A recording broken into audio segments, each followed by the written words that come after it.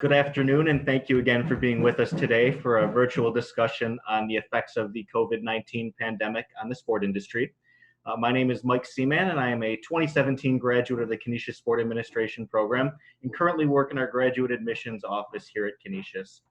Before we get started, I wanted to encourage you to ask questions throughout today's presentation using the Q&A section located in Zoom, and our presenters will be answering your questions throughout today's presentation.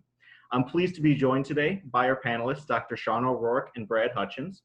Dr. O'Rourke is the Program Director for the Graduate Sport Administration and Sport Product Development programs, along with the Undergraduate Sport Management program at Canisius. He has over 20 years of teaching experience and has grown our sport programs into what they are today. Alongside Dr. O is Brad Hutchins. He's a 2004 graduate from the Sport Administration program at Canisius and has a wealth of experience in intercollegiate athletics. Currently, he works in brand management and trademark licensing at the University of Oregon, and some of his previous experience includes the Deputy Athletic Director for External Operations at the University of New Mexico, a marketing associate with the Buffalo Bills, and work with the United States Olympic Committee. The success of our undergraduate and graduate sport programs can be attributed to faculty like Dr. O and our strong alumni network with graduates like Brad. I'm happy that both are here with us today, and I'd like to now turn things over to our panelists to begin today's virtual discussion. Brad and Dr. O, take it away. Thanks, Mike. Really appreciate you taking time to get this set up. And I always enjoy talking about the sport industry, but what I'm really excited about today is having our alum Hutch on this virtual discussion with us.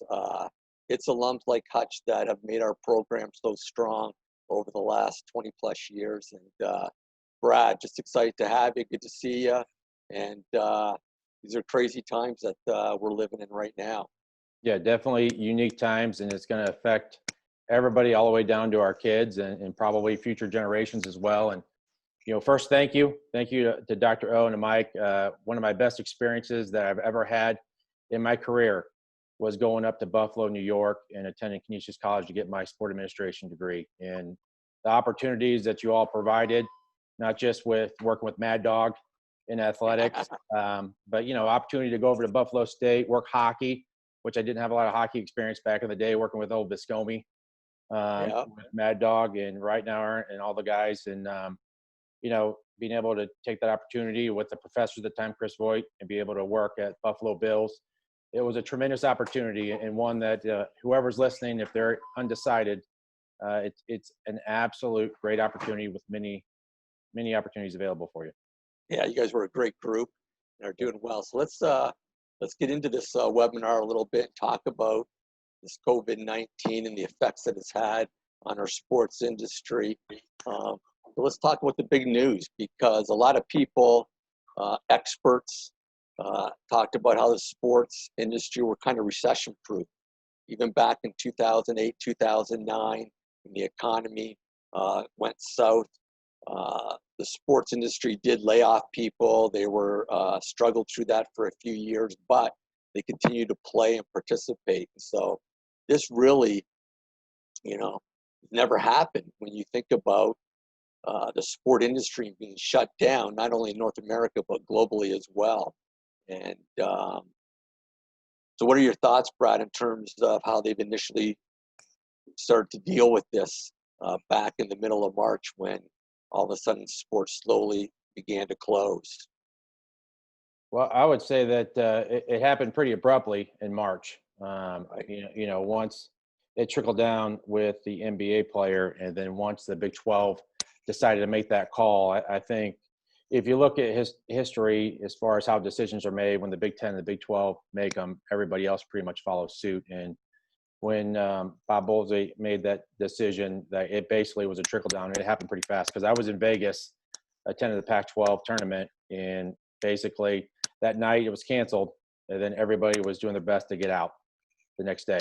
And it was certainly a challenge. Both those programs there at Oregon were having tremendous seasons, and we're looking forward to postseason. And I tell you, it's a challenge all around, and they're learning something new each day. Anybody that's out there that says they know it, they don't. You're talking about a lot of coordination from the federal, state, county, local level, along with the university leaderships. And it's literally new information coming out each day, and some of it's contradicting previous information. Right.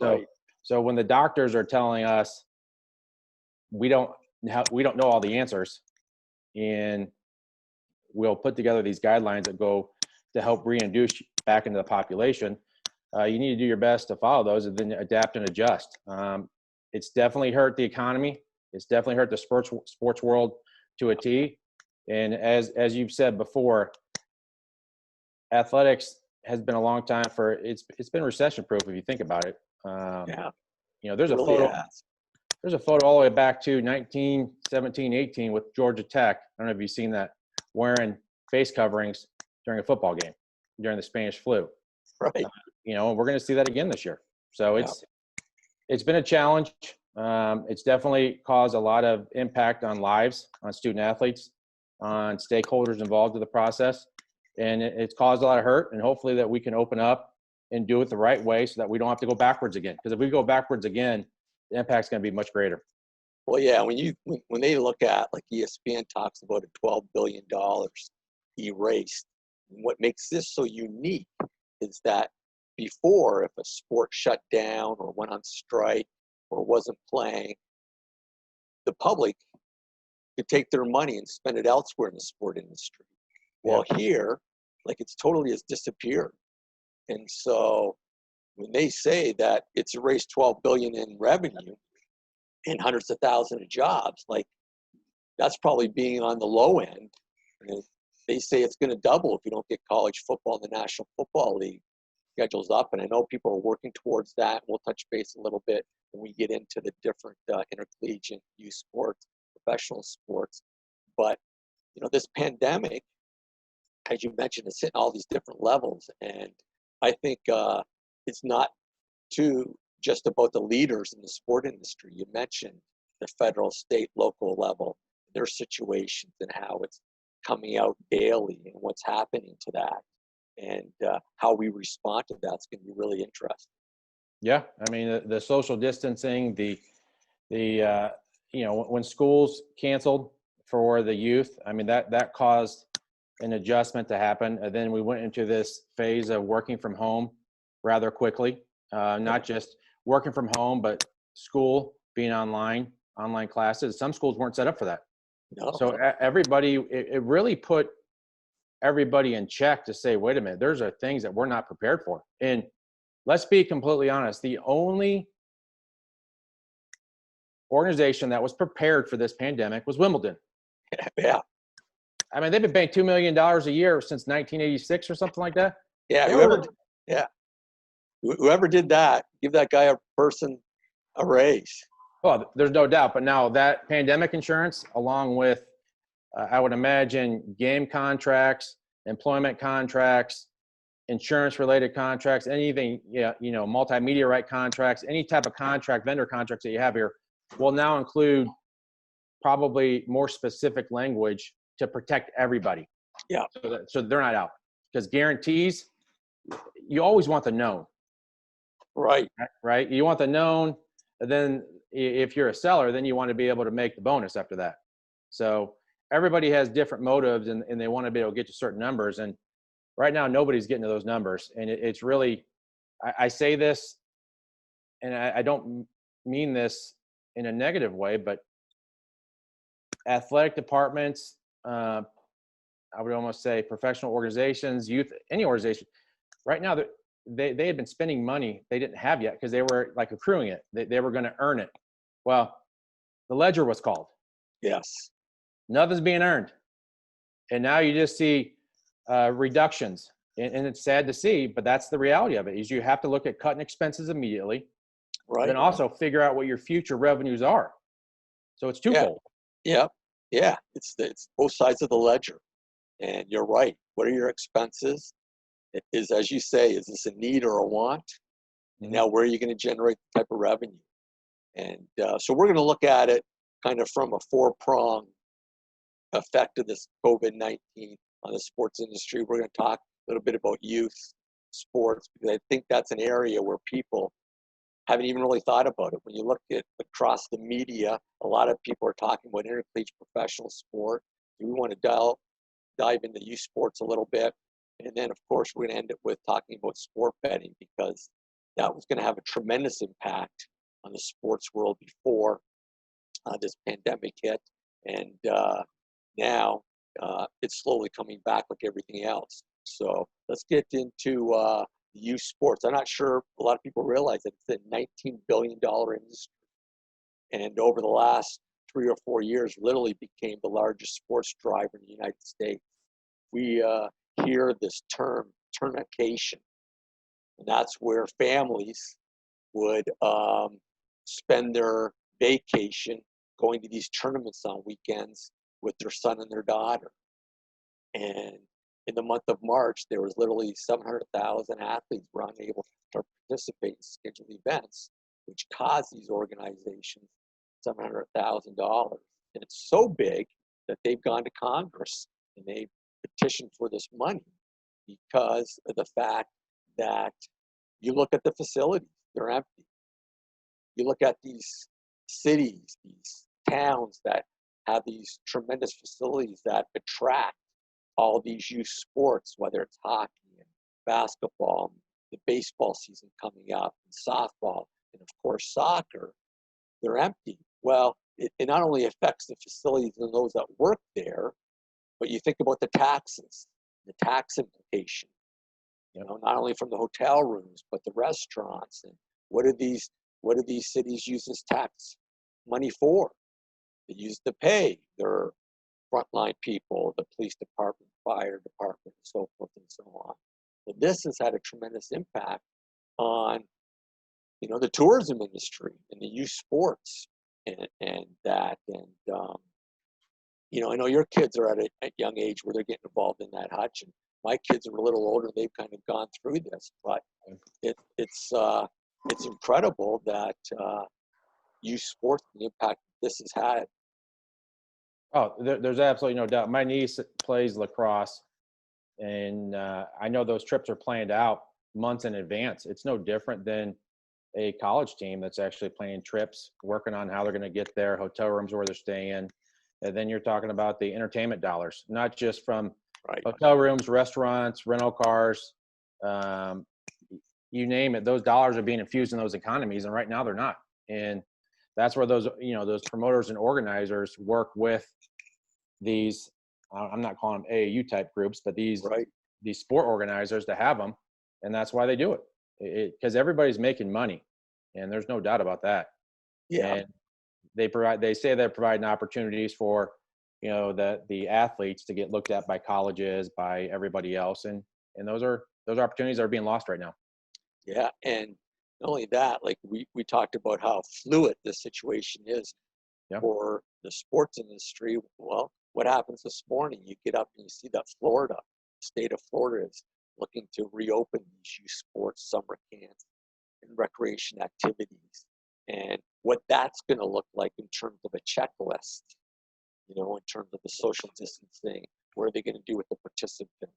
Which sports are they going to open up first that they think is going to be a little bit more safer than other sports? And so when you take a look at the state of Florida, then what state's going to follow that? On top of that, is there a waiver if your child contracts the COVID-19 during this camp or clinic? And what happens with the processes if somebody does get tested? So then you go back and you find out who have they been around, the tracing, the contact tracing, and all the people that are associated with the camp. Does that automatically get shut down?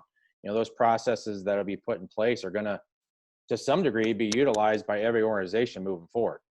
You know, they're going to, cherry pick here and there, and there's going to be different ones for, a football program versus a lacrosse program versus a soccer program, and how are they training? Is it groups of 10? Is it groups of 5? Camps and clinics, the whole reason behind youth camps and clinics is, I would almost say, yes, you want your child to develop the core to get better. But the reality is those campers and those campers are enjoying time with friends. They're getting some skill sets, but also the teachers and the coaches, they're getting paid. So that money's going back in the economy, which will be spent somewhere else. And then, it's not an easy thing right now. And anybody sits there and says that, tomorrow some new information will come out. Think about what's come up with how COVID-19 affects youth. Right. So Yeah. And you're right. And, we as human beings love to socialize. Oh, And kids especially, want to hang out with their friends, and they're using sports as a chance to do this.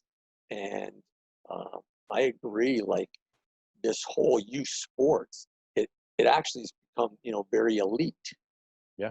because of the money that you spend in terms of registration, as you mentioned, hotels, paying facilities, the coaches, the equipment that it costs.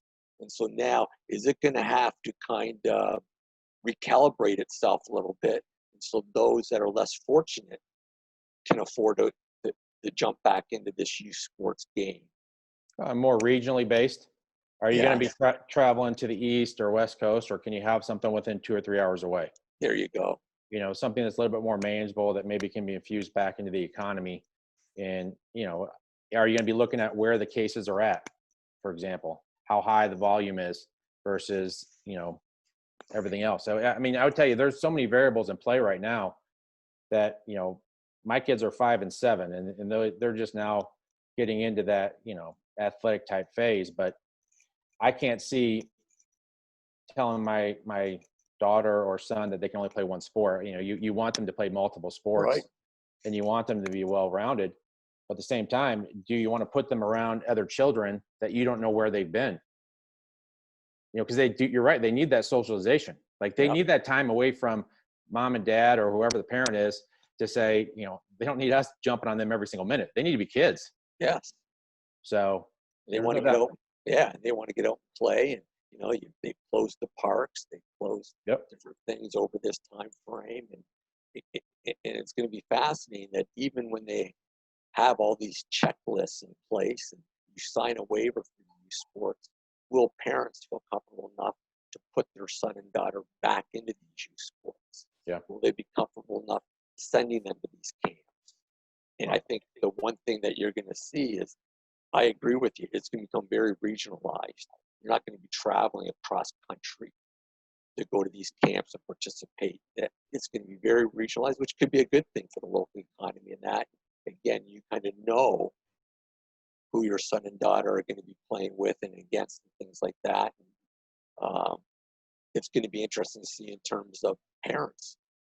And again, we make assumptions sometimes that if we open this up, that they're going to automatically send their kids to these camps, and that may not be the case for a while. Well, the other thing too is if you look at a financial model, Yeah. especially with, I just go back to intercollegiate athletics, a lot of those camps throughout the summer, yes, it's about teaching and focusing, but they're having fun. But it's also about getting some of your student athletes working the camp some additional money. It's about paying your coaches some additional money. But that money's also been put into a sport enhancement account to help fund and sustain the program. Because some of those camps are so large, Right. that the money that's generated from it helps to sustain programs. Well, let's get into that discussion a little deeper, Hutch, in terms of intercollegiate athletics, because I think that's a great point that you make in terms of generating revenue and what some of the camp money goes to Yeah.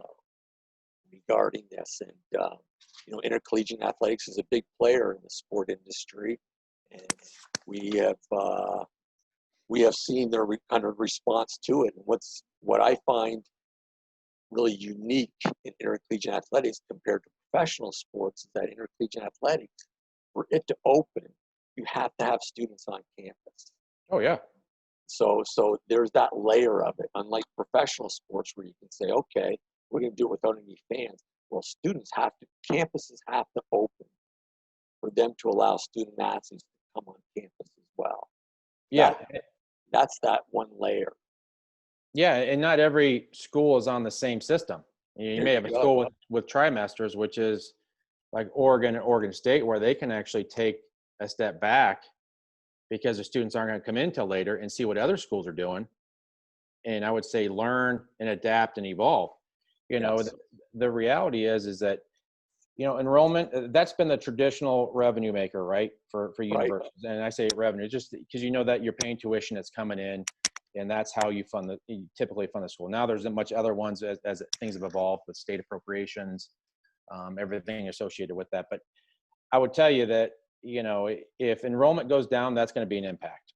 It's going to be a huge impact. And absolutely. There are some schools that through the past probably, 10 to 15 years that have really done a good job on the online classes, and they built it up that way. And then, like, let's say Grand Canyon, right? They were really focused on online classes, and then they built a campus.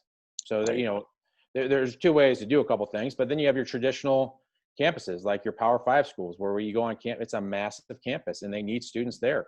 And can you bring back students safely and mitigate as many possible scenarios as possible?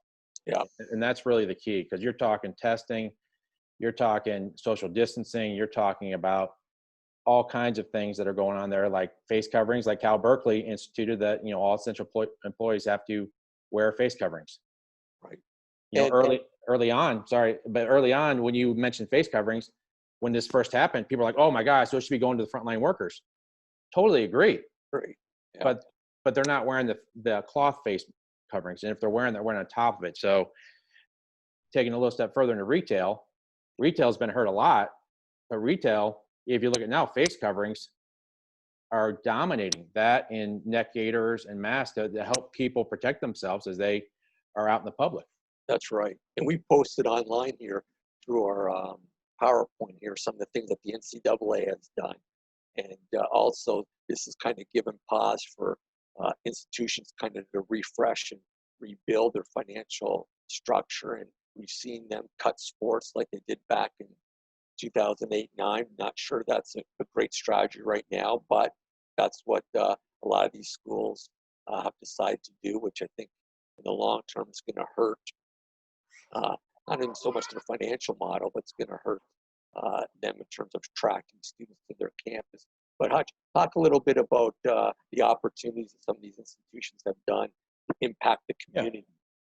Yeah. You've seen it a lot in those schools. I would tell you, much similar to retail and even universities overall, that have that online creative services program set up. They're much more advanced than, I would say, most everybody else. I'd say they are more advanced than everybody else, because the creative services you're talking about, communicating the charitable efforts like PPE drives. You're talking about going out, visiting those folks that are on the front lines, tracking it, promoting it, creating engagement pieces, food donations for frontline workers. A lot of universities are doing that. Branded face coverings. At the University of Oregon, we licensed, face coverings, but ours had to have had a charitable component. So there you go. We weren't going to profit off a pandemic. Nobody should. When it becomes the norm, that's a different story, in my opinion. But for now, the stance with my supervisors and everybody else, it was important to make sure that we were, not profiting off of that, but also providing those that wanted to engage and wear something branded with the university out there an opportunity to wear it. I think it's great. We've seen it, we'll get into a bit at the professional level, but it's great to have Intercollegiate Athletics think about the community, and especially their local community and their supporters, and how they're trying to really help with, these food drives and the meals, and like you said, the drives that they're doing, and it's great to see that. Well, it goes back to why we're all here, right? As an institution, we're here to learn, educate, and make a difference moving forward. Look at how many of the universities that out there are making a difference in this effort. Yeah. It's tremendous. Not just that, but also the businesses that are out there doing the same thing as well. Everybody's chipping in to help the frontline workers be successful. Now, should we always do more? Yes. But a lot of universities are really out there busting their tails, doing as much as possible to be part of the solution. Right. And I think this is going to be something that you'll see continue as we get through this pandemic. And it's not going to be kind of a one-off, so to speak. Yeah. So I think that's great. Let's talk a little bit about the immediate outcomes here at Intercollegiate Athletics. And, we talked about the revenue and how it got reduced because the winter and spring sports were postponed. Let's talk a little bit about that, Hutch. Yeah, I mean, you're talking NCAA postseason revenues have gone down. That's going to impact the universities. You're talking there's going to be both revenues and expenses have gone down. So think about this. Let me backtrack a little bit. So everybody's called off the road. So you're not having recruiting out there. They're doing digital Zooms, Skypes, you name it. Everybody's trying to be as active as possible on that. And I think that's actually created opportunities as well. That's leveled that playing field, in my opinion, for some universities. And that when I go back to the creative services, this is where that all comes back into play. For those universities that have created in digital teams, this is when you're seeing the impact. Yes.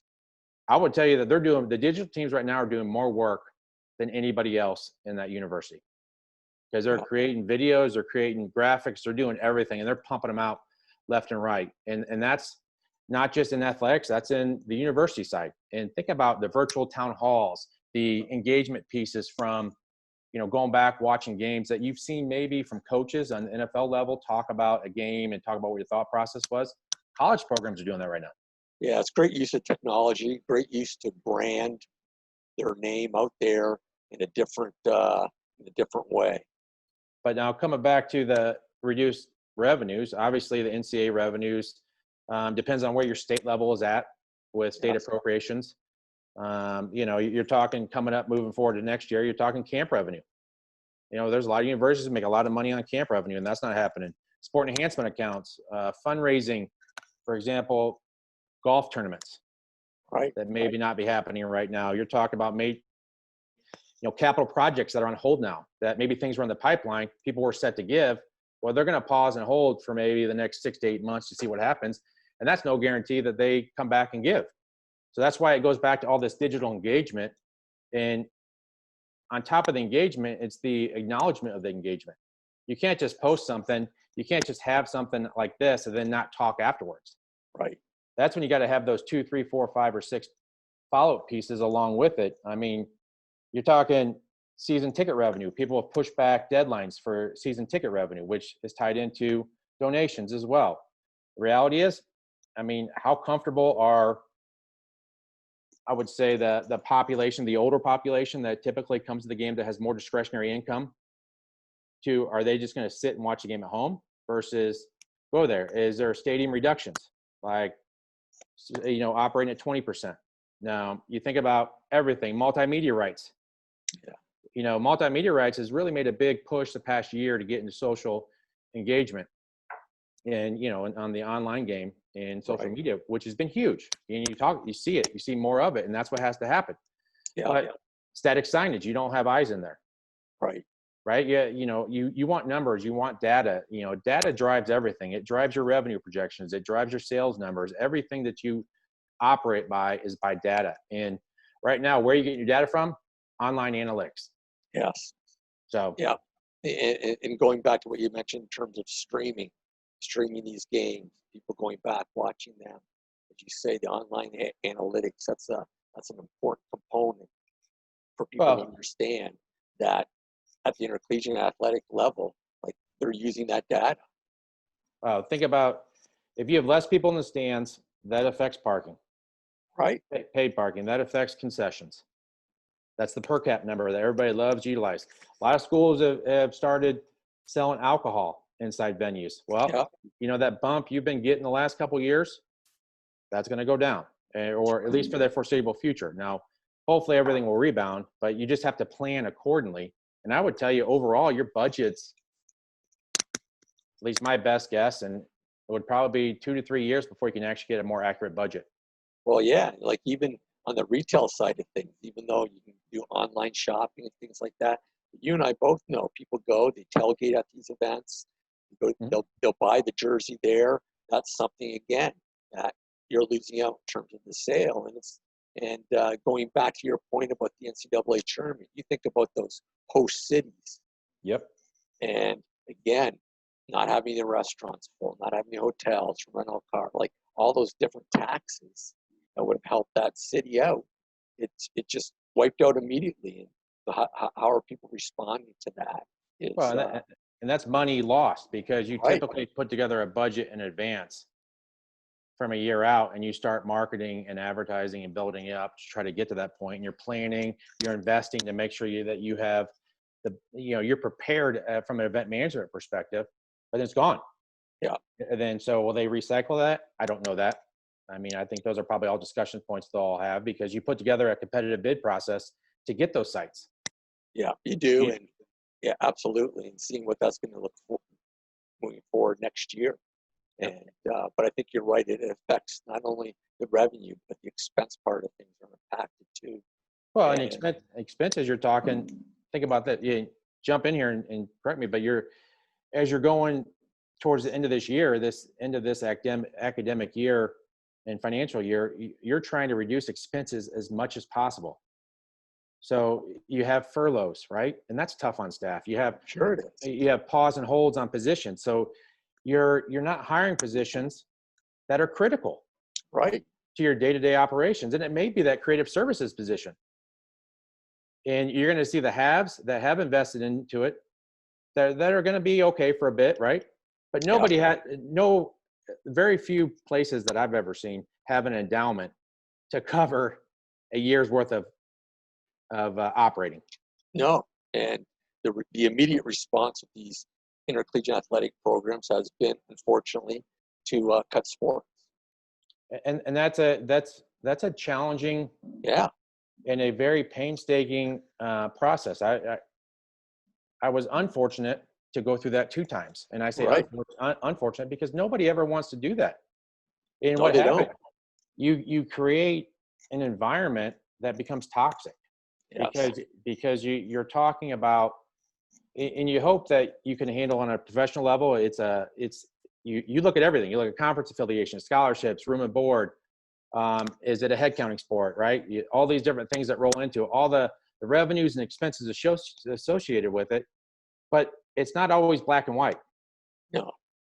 I mean, like when soccer and skiing, wow, it's painful even to this day because you look at these student athletes who come to your university and Yeah. they are given they're everything.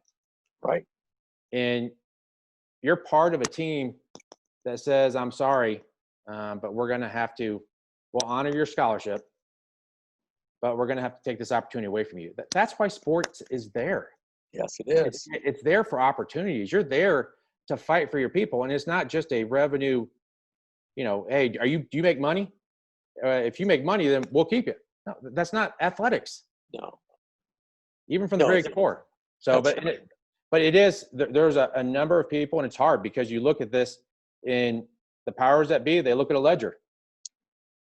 They see a plus minus. That's it.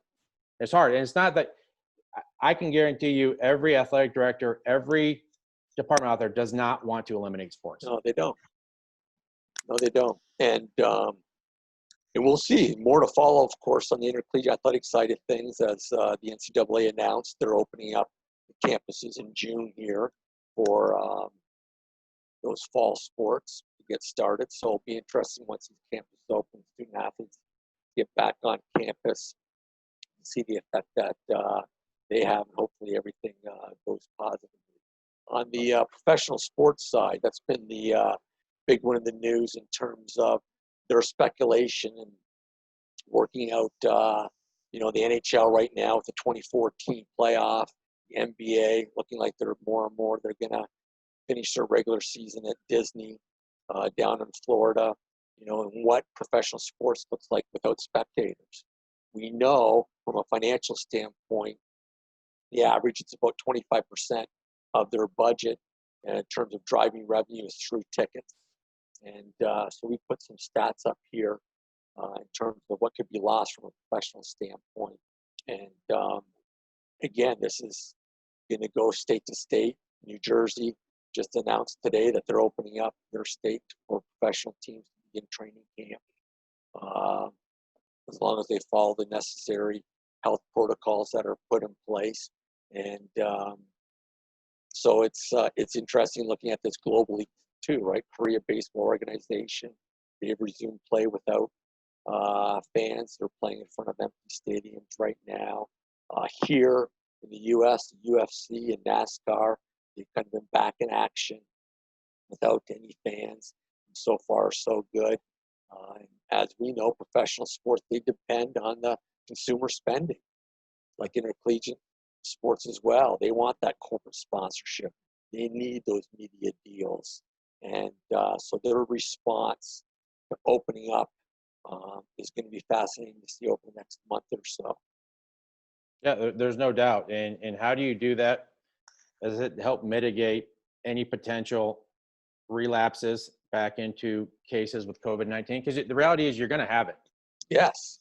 So when you have it, how thorough are your processes to help mitigate everybody else contracting it as well? Right. Because once it becomes contagious, we've seen what's happened nationally. And I'm no doctor, and I will always defer to the doctors, but it doesn't take a rocket scientist to figure out what happens when close proximity when they have it. And there's sports where there's a lot of close proximity, and there's a lot of mucus and spit, I would say, flying around left and right. And that's where it spreads. I saw a document one time where if you're in a grocery store, it can go 3 or 4 aisles away, just breathing. Yeah, you're right. There's so much information out there, and I think 100%. How are they going to respond to it? Because we know sitting here that an athlete's going to get it. Like it is going to happen, or somebody that's working the score clock is going to get it. So how are they going to respond to that in terms of continuing to play, continuing to make the environment safe, and so they can try to generate some of this lost revenue that's out there. Well, first is no different than getting the students and the student athletes back to campus. So getting them back to the training center.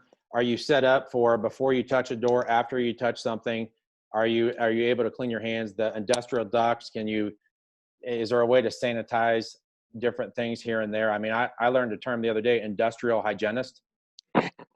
I mean, I'd never heard of that before, but it's true. There's people going into facilities, figuring out how to make sure they are clean. Yes. And you think about this, and she made a really good point. She said, you might start seeing people having positions, trained for behavioral, because you're so used to spitting on your hands, grabbing that, and then putting the chalk on, and maybe doing a lift. That's just, but having somebody, nope, don't do that. Yeah. Okay, we need to clean that right afterwards. And a lot of times that's been put on trainers in the past, right? That's right. And trainers have been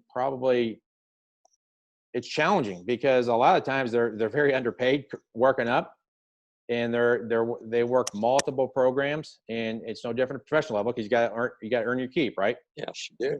And even with camps and clinics, we do camps and clinics. Like, how progressive are people going to be? Because the expenses alone with keeping a facility clean are going to be tremendous as well.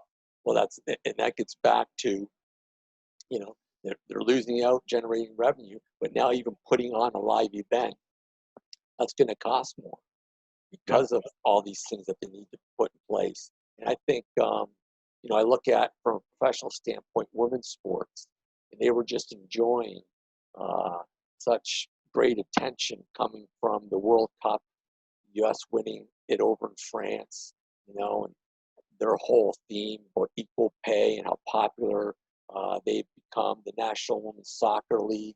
They were ready to open up their 8th season with a new TV deal. You kind of look at women's softball. It's going to go back into the Olympics for the first time in 2008.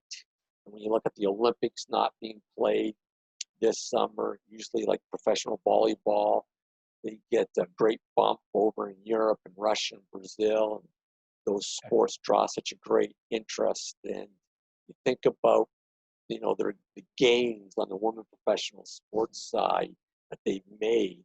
Are they be able to get some of these returns back? Well, it's going to be hard. It's going to be just as challenging. But take a step back further, the College World Series for softball, that's a revenue generator. Yes, it is. The national championships for NCAA volleyball, that's a revenue generator. And like, people don't realize some of these events that happen. You've got, especially when you host it around Nebraska, you're going to have 20,000 people at that building every single night. And, the softball World Series, I mean, that's just as special as the college baseball World Series. So like, it's got a unique following that's going to continue to adapt and basically come out there no matter what. They tailgate like everything. It's like the College Cup, right? Like they're out there tailgating. There's a lot of revenues that aren't being had right now, and not just in the collegiate, but in the professional, and then also in the youth sports that aren't happening right now. You think about, tournaments like we talked about before. There's just so many of them. Yeah, and you look at the women's professional side, like the WNBA had their new deal that were signed. more games scheduled for television, so they're probably in the best spot right now regarding women's professional sport. But it's, you know, it's that question that remains out there for all these sports. Will sponsors, you know, remain? Will they return? And you look at some of the individual sports that, from a professional standpoint, like tennis, track, and golf, will they really rely on their sponsors? And that's had an impact on those sports as well. Yeah, there's no doubt there. I would tell you that you know, the WNBA, and obviously a tremendous player coming from the University of Oregon, a couple of them, Yes. one of the first Yeah. round as well, matter of fact. But I mean, there's some momentum there if that can get going. But also there are a lot of athletes that go overseas, like you said, they compete over there. The women do, Right. because they can actually earn more money over there versus what's paid in the United States, and those opportunities are not available right now. Yeah, absolutely. Like, you know, they're playing all year round. They play in the States and they go over to Europe and play. And you're right, they're losing income because, like you said, those opportunities aren't there anymore. But and so that, you know, again, is another layer to this whole COVID-19 and the impact that it's having on the sports world. And our final area we want to touch base on a little bit is, you know, sports betting. As you know, you go to the casinos and you just think about going to a casino. Everything you're interacting with in a casino, you're touching. Yeah. Chips, the cards, people are right beside you and things like that. And so, you know, when this hit in that early March, that was probably one of the worst times for casinos, online bookmakers, and bettors, because professional sports were getting into the playoffs, you know, winding their seasons down. March Madness, of course. And we look at sports betting, and I don't think people can put together that, hey, it's an event-based industry.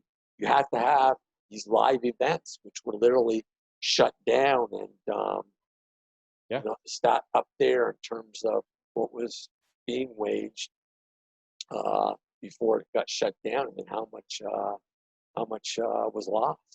Well, think about the first weekend of the NCAA tournament is one of the biggest weekends in Vegas. Right. You know, those sports books are full. People are sitting down watching games, and they're enjoying themselves thoroughly. And, you know, there's a reason why sports books are starting to open up all over the place now, because they're seeing the dollars that can be associated with it that they can infuse back into the state, right? Yeah, absolutely. So, you know, there's some challenges there. But if you look at yesterday's golf tournament, or 2 days ago, the Sunday's golf tournament, you know, I think it was DraftKings that was talking about using Charles as a talking most of the time when the gambling stuff was up, which was perfect because he doesn't mind that. He was just talking, having some fun, talking about wait. If you heard him talk, I've wagered 750 here. Yeah. You know what I mean? Like, that's when you see that going on, you see those numbers moving, you see that people are just, it's much a larger issue that people just want sports back, because the reality is we've all been social distancing, we've been quarantined for a couple months, but there's been very little sports, which has not happened throughout our time, right? Well, There's always you talk about the match. They had 5.8 million viewers to watch, you know, two non-golfers, even though Brady and Manning are well known, to watch them play in the pouring rain. And it was one of the highest rated combined golf telecasts on cable TV ever.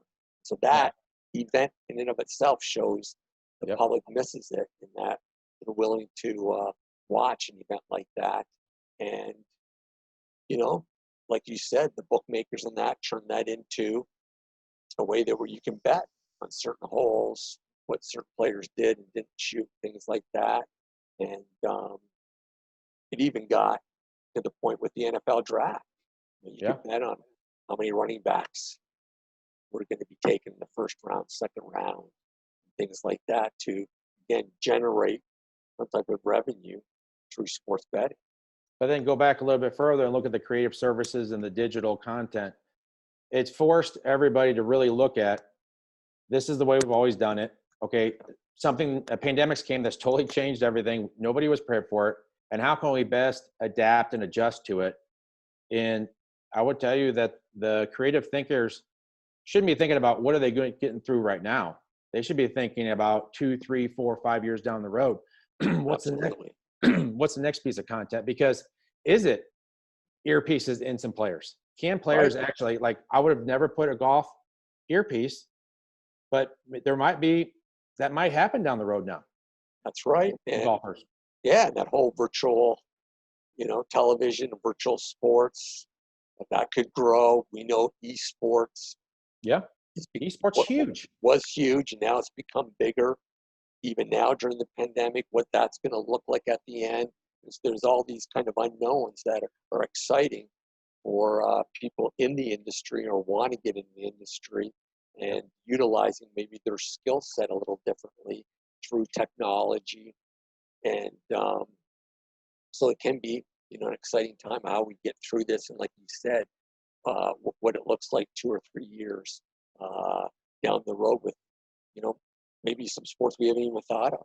That Well, there's opportunities, and yes, where, unfortunately, where situations come up, if you're being progressive, you're thinking about the next potential opportunities and how to grow your brand, grow the sport, and increase an opportunity to engage with the fan base and stakeholders. So, you really want to be working towards that. You want to be acknowledged about, because there's a lot of people, not just in athletics, but people that your stakeholders that may have lost their jobs. yes, So you have to be cognizant of that. And you have to, this is the time to actually care about people. right, This isn't a time to think about somebody's agenda. And the good people that actually show that they care about their employees, they care about their customers, they care about their student athletes, they care about everything that's involved with that organization. Those are the ones that are going to be more successful coming out of this. yeah. And you saw that early on. Some of the professional teams and players giving back money to help those people that worked at the facility, those part-time workers that have lost their jobs. And 100%, that's going to go. That's going to go a long way in terms of everything. And we can't just say, oh, a long way in terms of increasing your fan base. No, working for an organization, wanting to work for that organization because of what they've done to their community and to their, and for their people, their employees. So I want to take just a minute to thank everyone who has joined us today for our webinar. And Hutch and I are still going to stay on the line here a little bit to answer any questions that have come up through the webinar. So we do have a few questions that have come throughout here. The first one is in regard to intercollegiate athletics. What are your thoughts on some schools potentially canceling fall seasons? I know Cal State has canceled their academic fall for on-campus students, and what that impact might be on athletics. And then there's a D2 school in Florida as well that's canceled football as a whole. Do you see this becoming a trend, or are these schools kind of one-off occasions? go ahead, Hutch. Go ahead, tackle that a little bit. I mean, I think that's probably one-off occasions. I think it's really early to make those judgments on that. The information's flowing so fast. You don't have to make a decision right now. I can see from a university perspective, if students are planning coming from out of state, going to that school as a general student, that's one thing in my opinion, because you're talking about a number of things, like where are they staying? Is there social distancing involved with that? And that's why some of the schools have pushed back the acceptance date to give those students a little bit more time to prepare, because you don't have to make a decision right this way. I think it's way too early to do that. It goes back to looking at a ledger sheet, a black and white ledger sheet. And there's a lot of times where you're looking at Division II, Division III, and even Division I. Not everybody's on a full scholarship. And that's what people tend to not understand. Like, there's people there that may be on a partial scholarship where they're paying tuition on the other half. They may not get additional scholarship, and they may be paying room and board. They might be paying for books. There's still money coming into the university that if you just take it away, yes, there's an expense to that. But a lot of the times, and let's just be blunt here, salaries are the biggest expense for any department. Salaries and your travel budget, and then you go through there. Like, there's an arms race that's been happening for the past 20 years. And you can't, in a free market society, right? They're going to get what they get because they've been successful. But the reality is that you'll probably see a little bit more of looking at it from a different perspective. There'll probably be some different language included in the contracts to protect some things here and there. But, you know, it's challenging. There's no doubt about that. And I think some of those schools you mentioned in California, a lot of them were set up for online learning as it was. So I don't know the ramifications that have been announced with athletics yet. But I would tell you, I mean, there's still time and there's so much information that's going to be known from now until next month and then until July. I mean, think about that. Well, and I think professional sports is going to have an impact on intercollegiate sports to see what the NFL does with their training camp. What does the NBA and NHL do with finishing up their season and playoffs? Yeah. How does that work? And if they're doing certain things and it's working, then these intercollegiate sports campuses can, we'll do the same thing. And we'll even learn from what's happening at the professional level. So I agree that I think it's really too early to tell from a sports standpoint whether fall sports, especially football, will go. And there's nothing wrong with taking your time. No. And being preventative from the beginning. Like there's nothing wrong with that. That means you're putting the students and the student athletes and your staff in a good position because you're trying, like somebody once told me, who's going to make the better decision? The person with one piece of information or the person with 1,000 pieces of information? Obviously 1,000 pieces because you're going to know more information and understand it a little bit better. Yeah. Good question. Got a couple more coming through here pretty fast. Do you think digital recruiting will be a trend for the future even after COVID has passed? Oh yeah. Oh yeah. I mean, it goes back to the digital content and the creative services. You know, there was a big push probably about 7-8 years ago for that. And the departments that did it, they're benefiting immensely right now. Yeah, you think about those videographers, right, that were hired. You mentioned Hutch 7-8 years ago. Yeah. If these professional intercollegiate teams kept them around because of the content that they provided, wow, they're ahead of the game. Well, and you also have the ramification of that is you have a digital library. So when you can't film stuff right now and you can't create new content, you go back into the bank and repurpose it. Right. And that's what everybody's doing right now. You have to be thinking. I've sat in front of university leaders and I've said this is why it's important. And I've had people look at the bottom ledger and say, we can't do that right now. We don't have the money. Well, that's short-term thinking that's going to cause a long-term problem. Yes. Because you either get ahead of it or you're behind. And the reality is once you're behind, it's going to take a long time for you to catch up, especially when you don't have money.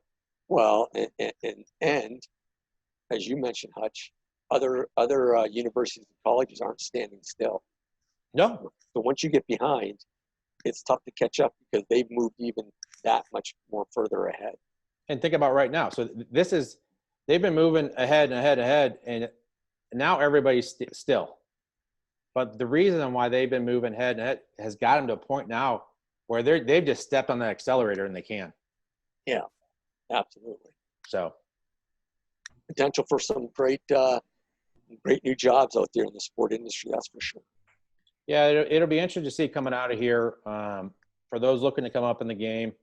You know, you've got the social media forums, the engagement platforms, but you really have to create the engagement and then follow up with it. This is what's now going to be the key is, are you constantly engaging? You don't post something just to post it and then not have any engagement afterwards. Post it, then engage with everybody because that's what creates that unique experience. Oh my gosh, like University of Alabama, they liked it and they said, great, we look forward to seeing you in the fall. That's going to make that person's day. And you think, oh, but a lot of people just post content. I got to get it out. I got to get this out. I got to get this out. Well, then you have to have somebody monitoring it, both for negative and positive, but also having that constant engagement as far as, are you representing the brand the right way? Right. Are you creating future supporters? Yeah, and that service, that follow up, it's not difficult to do, but not a lot of people do it. Yep. Well, that kind of feeds right into this next question here is, what might be your advice to someone who's graduating and looking for a job in the industry? Hutch, you want to start? But for me, what I tell our students, and we do this from the beginning when they start our program, and it hasn't changed. Talk about being ahead of the game. I tell them regarding social media that hopefully they've got a good LinkedIn page up. Hopefully they're doing some good things on Instagram and Facebook and Twitter and Snapchat or whatever social media that they are, but if they can show that they got this profile out there, that they're willing to connect with people through a platform like LinkedIn, that's that's going to help them down the road. Yeah, I would tell you that with all these Zooms that are going on right now, there might be a little bit of Zoom fatigue, or Skype or whatever. But reach out to people right now. The people are at home with their families, and for the most part, they're not going to be coming back. And when they do, it's going to be staggered. There may be some departments where the marketing department's in the office a couple of days, and then the communications department on a separate day, depending on how the university sets it up with the social distancing. But there's opportunities. I would reach out. I would go after, if you're graduating, don't be afraid to go after internship opportunities. Obviously, everybody wants to get paid. There's no doubt. But in these times, when positions are being furloughed and hiring freezes, it's going to be a little bit challenging. But at the same time, don't get discouraged. First, you got to get in. Right. And then once you get in, you work your butt off. And then it's not about you. It's about the team. Because if you make your boss looks good, that makes his boss look good. And you know what? If they're a good boss, they're going to take care of your ass. Yeah, and it's so true. Getting in. How do you get in? Start making those connections. Yep. And utilize the connections that you have, and reach out to them, because even though this is a difficult time in the economy and in the sport industry for what we've been talking about, Hutch is right. People are at home. People are willing to talk to you. People have time to assist you. And so it's utilizing those connections through your social media platform that you've already created. And if you haven't, then you need to create it. You need to spend some time making sure your resume is updated. You need to spend some time making sure your LinkedIn profile is updated, and start reaching out to people. Yeah, I mean, contact folks. Don't get discouraged. There's a lot of good people in our business.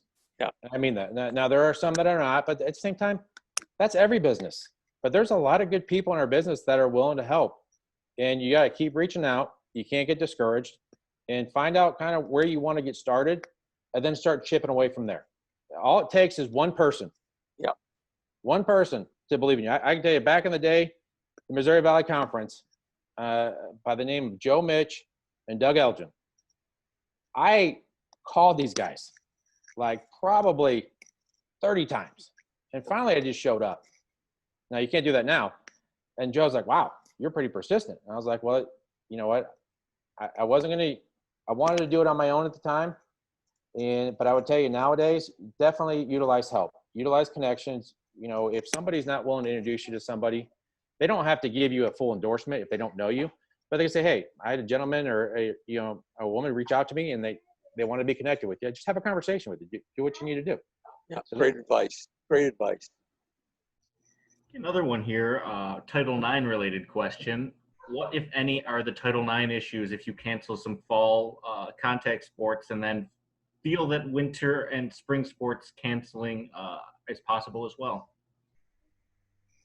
I mean, I think there's always going to be Title IX implications. I mean, I can tell you, you should have reviews of your Title IX and know maybe which phase that you're in, if you are in a particular phase. But I would tell you that you're constantly analyzing the Title IX numbers and making sure that the student athlete population is similar to the university population. And you want to make sure the opportunities are there. And for those programs, I would think if they are cutting them or reducing them, I don't like to use the word, if they are reducing a sport, they might be creating more roster spots on the women's side. So I don't know. I can't speak to that particular situation, but there are particular numbers where you can look at roster numbers and roster size to help mitigate some Title IX concerns. Do you think that universities and conference offices are going to make decisions based on money and TV money to open and have sports no matter what, and not really base their decision on the best medical information and social distancing policies? Well, they're going through that process right now. And like the rest of the economy, sports does get driven by money. Some decisions are solely based, unfortunately, on money. Like what Hutch brought up earlier on with intercollegiate athletics and cutting sports. They don't want to cut sports, but they look at it from a purely financial standpoint and purely short term to cut that. And so decisions will definitely be based on money. Hopefully, it's going to be a combination of the science, the medical facts, putting things in place to create a safe environment, and also to generate revenue along the way. So campuses and so different parts of the sport industry just don't shut down completely and then don't come back. Yeah, I would tell you that I think there's, and I would hope too, like, there is, you want to bring back the student athletes safely, and everybody is looking at that. That's why you have your team doctor, your head athletic trainer, your head coaches, all on the same page to make sure that, when you do bring student athletes back on campus, how are you bringing them back? What, processes do you have in place to make sure you're creating the safest environment for them to train? Because, their parents or their family members are entrusting you to take care of their child. And that's your responsibility as a leader. So I would tell you, I would say when they come back, I would imagine money is a factor. There's no doubt money will always be a factor. But at the same time, that wouldn't be the deciding factor. I can't imagine a director of athletics putting a student athlete in harm's way because of money. If they are, they shouldn't be an AD. Yeah. What about your thoughts on having NCAA sports that usually are played in the fall start in the spring with the spring sports and really just start the season with hoops and hockey and wrestling in the winter? Well, that's creative, and I'm sure that's something that the people in leadership, from the president on down to the athletic director to the conference officials, the NCAA, have definitely thought about. I think right now they're putting processes in place to get the fall sports up and running and seeing how that works. If it works well, it will continue. If it doesn't, maybe you'll see things move to the springtime. But then you've got to also think long term again. Like again, Hutch mentioned it, which was a great point. We're living in the moment here. And so then if you do that cycle of moving things to the spring, are they able to catch up again in a short period of time to start again fall 21, fall 22? Are you putting student athletes at risk if you're only going to give them a month off and then they've got to get prepared for their sport again?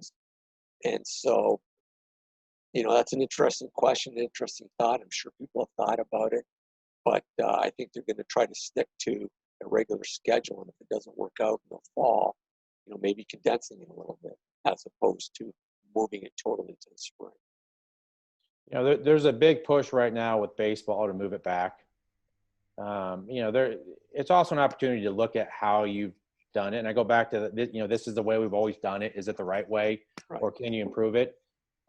With respect to the fall sports, there's a number of different models, but you're correct, Dr. O. They definitely want to get it on track. And it seems like to keep it going the way we've always done it. But at the same time, I don't think they're sold in that. I think they want to get football active, but they want to do it the right way. So if it can happen on time, great. But I guarantee you they're looking at several models. Yes. To make sure they can do it safely and be prepared. Because I think the last thing you would want to do is actually start it, then stop it. And then maybe at that point, 2 or 3 months from now, there might be more data known. Right. So to call a decision right now, I think is very, very premature because there's so much information that's coming out daily and everybody's being educated. So. Still got a few more questions coming through here. Now that the NCAA has approved intercollegiate athletics athletes to profit from endorsements and promotions, how do you think that COVID will impact this? Great question. I think initially the impact is going to be from those organizations, those companies that maybe have had money that would have gone towards sponsoring a student athlete, that they've got to make a decision on what they want to do with that money, and maybe that money is not there anymore. So I think the money that maybe was there before maybe is not there right now, and I think it will impact these student athletes from using their likeness, using their branding, and financially the windfall might not be there right now as they thought it would be before this happened. I think it's still really early to tell. You know, their processes are not put in place yet. There's certainly could be a number of ramifications on a number of different partners affiliated that help generate revenue for the university. But it'd be really premature to talk about that right now, because much like any decision, while it's been voted on, you know, the process has not been set yet. So you can't just have a free for all Right. on what's going on. And wasn't they, sorry to interrupt, Hutch, weren't they looking at like January 2021 to enact this anyways? Yeah. I mean, it's a bit away, and there's still a lot of details to be thought through, and you have to be very thoughtful when it comes to this, because you're talking about, you know, money to, you know, donated towards scholarships, multimedia rights, corporate businesses. That it's just there's too much unknown to make a known decision, is what I would say. Right, and their focus right now too are on other things. Yeah. Next question here about taxpayer funding of new sports stadiums. What impact do you think COVID-19 will have on this? Can you say that again? So with taxpayer funding of sports stadiums, what impact will COVID-19 have on taxpayer funding of corporate welfare for the building of new sports stadiums? I mean, I would say, I think if it was approved last year, you're in a good spot. This year, if you look at every governor speak, seems like every budget is hurting. So I would tell you that monies generated through taxes will be utilized through the state for different processes. But, you know, I'll tell you, overall capital projects, I think you'll see a little bit of a pause on it. You know, the ones that have the money, that will continue to go forward, because that's putting money back into the economy through, you know, putting people to work, creating some different opportunities. But I think there'll be a little bit more of a pause on facility projects, but that's also the arms race too. Right. So. Yeah, I agree with you, Hutch. Anything else here, Mike? Yeah, I still got a couple more here for you. Okay. Looks like 2 or 3 more to finish off here. What are your thoughts on the impact of recruitment with the NCAA granting another year of eligibility for students? Do you think this will negatively impact high school students who are starting the recruiting process, or first-year students coming in for their first season? So are you asking if? Wait, let me get this straight. Are you asking for the people coming in versus still in college, like a junior? So I believe they're asking about the high school students who are starting the recruiting process, who might still be in high school, not yet at the university level, and those first-year students that are starting their first year at the university. Well, I don't think it would affect the people that are still in high school if they still have another year of high school eligibility. I would say that there will be, and I've seen both sides of it. I don't know about you, Dr. O, that some schools have offered to pay for the scholarship for the other year. The other ones have not. You know, look at Wisconsin, for example. And they said basically that these kids were recruited to come on here. They were not expecting X, Y, or Z to be there. But at the same time, you know, I would say that's a challenge. You know, I think if I was the AD, I would provide the opportunity for them to come back, because I think, you know, students came there to go to that school, and you get like a 1-year waiver, I believe, I don't know how long the waiver is, but I believe the NCAA is allowing that to happen. You just have to fund it. That, in my opinion, is a good way to show your support and why you're there for the actual student athletes. Yeah, I think it's individual from school to school. It's you know, a discussion that's being had with the student athlete, the coach, and the athletic director right now, and it's going to be interesting to see the effect that it has on some teams. And I think it's, again, not only individual schools but individual teams. Yeah, I mean, and the reality is if and I'll say this, if your coach is worth any salt, if they can't play there, they'll help get them an opportunity somewhere else. Yeah, correct. I've seen that already. two more for you here. What are your thoughts on having student athletes report back to campus for athletics in the fall, even if the school has decided to keep academics virtual for the fall semester? I'm not sure, in terms of if campuses like we've got to think about sports here, talking about intercollegiate sports from the whole perspective here. Like, how much fun is it going to be for student athletes to be on campus, not have any other students on campus? Yeah. And and I think it's a mandate by the political folks, by the presidents, to say, look, campuses have to be open. We have to have students on campus to allow student athletes to come on campus too. So I really believe they go hand in hand. I'm not sure you're going to see student athletes be the only ones on campus. Yeah, I think could be wrong. No, I would agree with you. I think that will, in the schools that actually are heavy commuter, that are heavy online, I think those schools are a little bit set up better. Right. But at the same time, if your campus is heavy on actual attendance, then not having students in session will certainly hurt and borderline create more challenges than people understand right now. And I know everybody's looking at everything. Yeah. And the last one to finish it out here for you. What role do you see sports playing in the healing process for COVID-19? I know after 9/11, sports played a huge role in getting everybody back together and something to look forward to. What sort of impact do you think sport has on the healing process going forward? Well, I think, we've mentioned in this webinar that it's already started. It's already started with a lot of the community outreach programs that Hutch talked about, that athletics are doing at the intercollegiate professional level, and doing it individually through professional and intercollegiate members and what they're doing to help the community.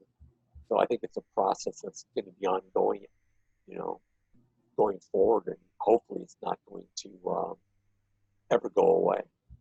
Yeah, I would tell you, I tell you, for example, like the Oregon Athletics Department deserves a good shout out for this one. They take the Duck mascot, who's very widely known, and he's going around town doing social distancing, but going around, saying hello to all the kids. Think about, I go back to this, a 5 and 7-year-old zooming all day. They're only around each other. They're used to being around other kids, playing, being goofy. So it's going to be a huge part of the healing process. And it's not just the kids, it's the adults, because who doesn't like to sit down and watch a great football game, basketball game, soccer game, like when the women's national team's playing, those type of things. Like it's awesome because you're inspired. You're watching your kids watch it and they're inspired.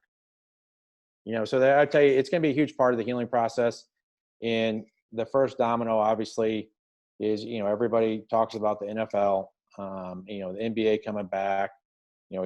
Dr. O's talked about the NHL, trying to figure out that stuff as well, and all these different sports programs. It'll be big, huge. Yeah, sports is the fabric of our community, the fabric of our life. You think about during the World Wars, it was baseball. Right. So, COVID-19's had a tremendous effect on the sport industry, and the sport industry is going to turn around, have a tremendous impact on the community through this as well. Now, one thing I would like to say is that what it's really, I think, continue to bring out in light is depression.